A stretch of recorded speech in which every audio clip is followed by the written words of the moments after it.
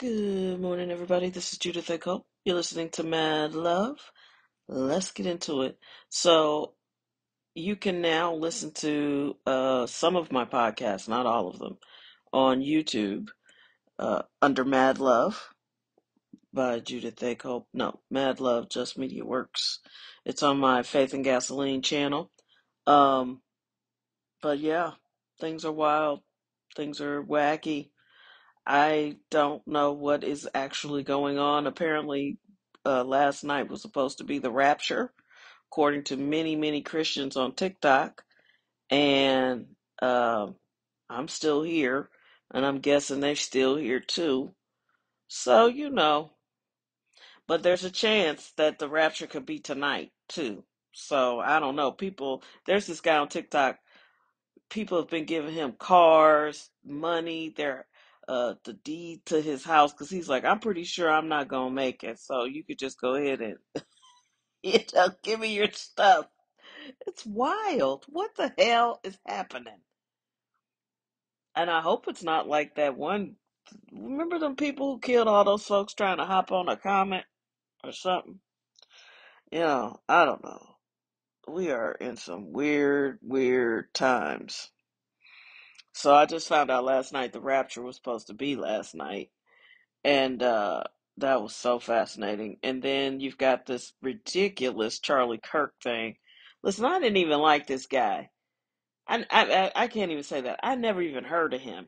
I didn't know anything about him. Now I hear all this stuff about him. And I thought some of his words were inflammatory. And it seems like he was trying to grow out of that, like he was growing up. Something usually happens like that when you have kids, like you start to see like, I don't want my kids to be like this. And when you're young and obnoxious, and I'm not making excuses for him, he says some very inflammatory things, but he was starting to change. You could see he was evolving. But they don't pay you to evolve. When they give you $100 million to basically, you know preach their message and get Trump back in office and all of that stuff. He was very instrumental in that. But he really had a problem with this genocide. And apparently he had written, I don't like this dude that much. Is it Van Jones, the CNN guy? Anyway, of course, Van Jones was pretending he didn't want to share the message, but he shared this message from Charlie Kirk, which was like, I respect you, man. Let's have a debate on air. Let's talk. Let's not just, chirp at each other through social media. And you could see that he probably thought he was running his own business, but he was told differently. And now the autopsy said the bullet never left his neck or something crazy. Like, then I saw somebody say, I can prove to you an assassin didn't kill Charlie. And it's like, no, you can't. No one will prove that to me. I will never believe that that kid that they have shot this man. I just won't believe it. And Kash Patel looks crazy and strange. I don't know what his deal is, but I don't believe anything he says now. I found him more credible before he got this role. When I saw him on some podcast, he seemed passionate. He wanted justice. He thought that certain things had to happen. And now that he, is in the director role, he seems incompetent, completely incompetent. And I don't understand what's happening. Like, y'all are just telling us it's raining, but you're peeing on us, which is that's a gross analogy, and I'm sorry, but that's what it feels like. It's like, I see the pee. What are you talking about? And it's like, they're like, nuh-uh, it's rain. It's like, no, it's not. Oh man, there's this TikTok where the two kids are on in a playing in a game, and Dad is like, "What's going on?" And the little girl's like on the bottom part of it. She's like, "Look, Daddy, I can do this." She's like, "Oh no, I think it's raining," and he's like, "No, it's not." And then her little brother is right over her head, and he's like, "I peed my pants," and then that's the end of the video because Dad's like, "Oh shit." But yeah, come on, that's what it feels like. No, it's raining on you. No, this doesn't smell like rain. I mean, it's very strange. This is a very strange time. All I can suggest to people is to just go back to the basics. Turn your TV off, go walk outside, get some nature, get some fresh air. That's all still here and it's still free. Take your shoes off and stand in the grass, ground your body. I'm not gonna lie, I haven't done that yet, but I have touched a tree. It is an energetic shift. If you touch a tree, you can like put your hand on the base, just the trunk of the tree anywhere. And I've done this twice, and you feel something. I don't know what that feeling is, but I get why people used to hang outside when they're kids and be on trees and climb trees and be like touching nature. You can feel the current in your body change. And I know I look weird. I'm sure my neighbors are like, "What the hell is she doing?" But just for a few minutes, I touched the tree and I was like, I just feel this must be what grounded feels like. So yeah, do that. Stop watching all this shit because they're just lying and they're playing in our faces now. They're just like, yeah, yeah. You got Kash Patel and Trump trying to tell us that Epstein didn't molest anybody. Nobody. Okay. The victims disagree, but okay. I mean, what is happening? It's almost like, you know, it's almost like soap. And some of you all who listen are old enough to remember that show. And I was probably way too young to be watching it. But there was a character on there who just swore up and down he could be invisible, Bert, but everybody could see him. But that's what this feels like. And it's not funny. These are dangerous things that are happening. But it's just like a comedy of errors. It's almost like if Mel Brooks did the presidency in 2025. I mean, this is nuts. Kudos to Jimmy Kimmel for getting his unfunny ass show back. I mean, that's not fair. I don't watch him. I just don't think he's funny, but I don't think you should get your show snatched from you for criticizing an obviously terrible president. You know what I mean? Like, he's not great. And you shouldn't be able to take your personal vendettas out on the media like this.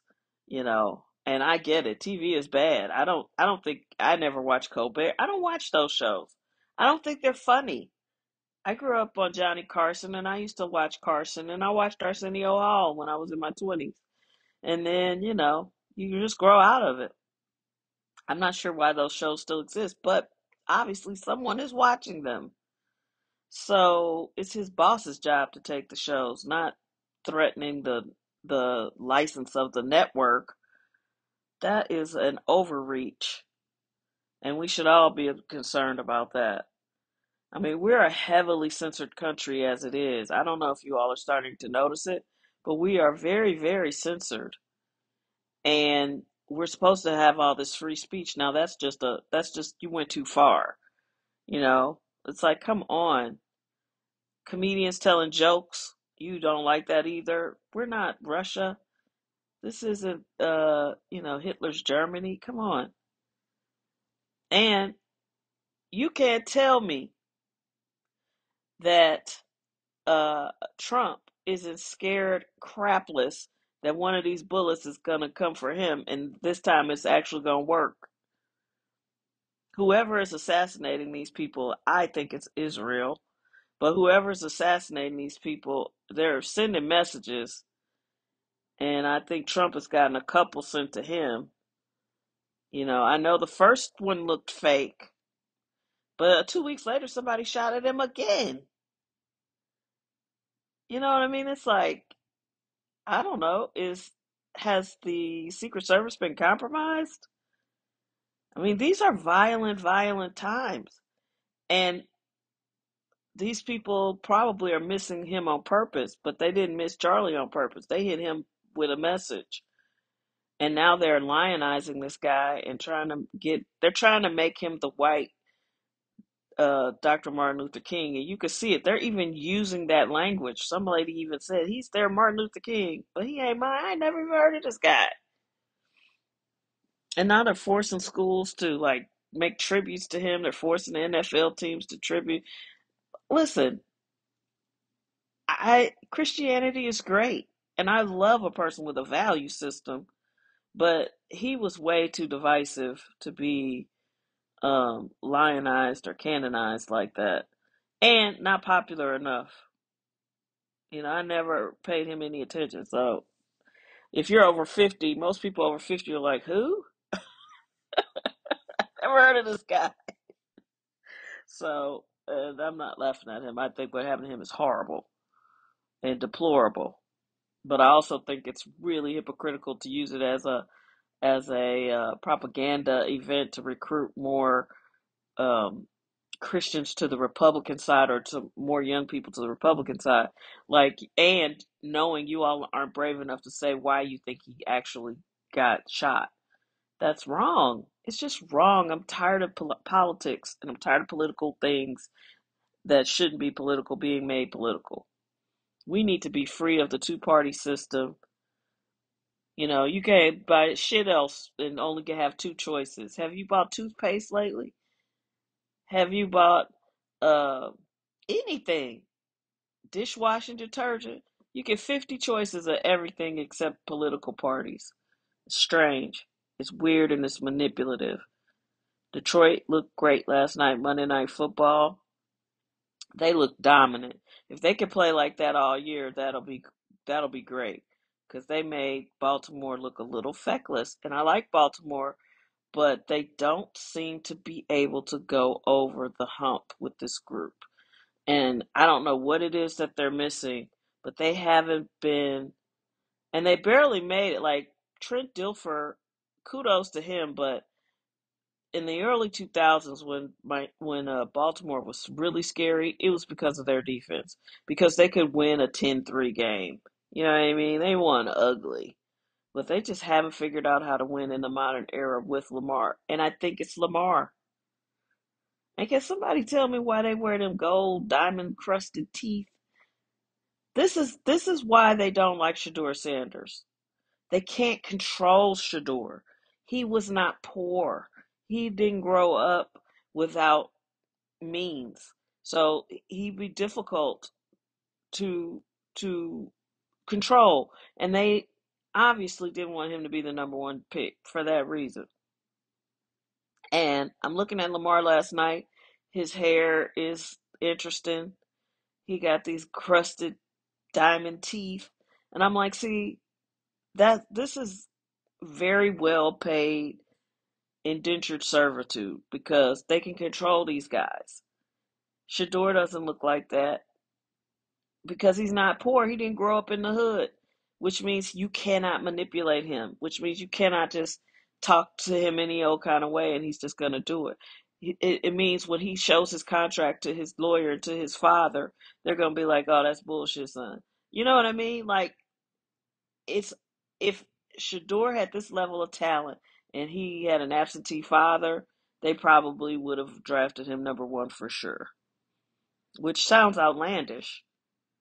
But if everybody in his family was waiting for him to get his first check, then he probably would have been drafted. And that's just the way I feel about it. Code switch. That's unfair. It's unfair. So, anyway, that's my 2 cents. Uh, the future is community, but it's also entrepreneurship. Get yourself something that's yours so you can always have an income. I don't care what it is, but you need to make sure you can provide a service for people, and this is for people of working age, so you can always have something to offer. So figure it out. Take care of yourselves. Have an amazing day. Appreciate you listening.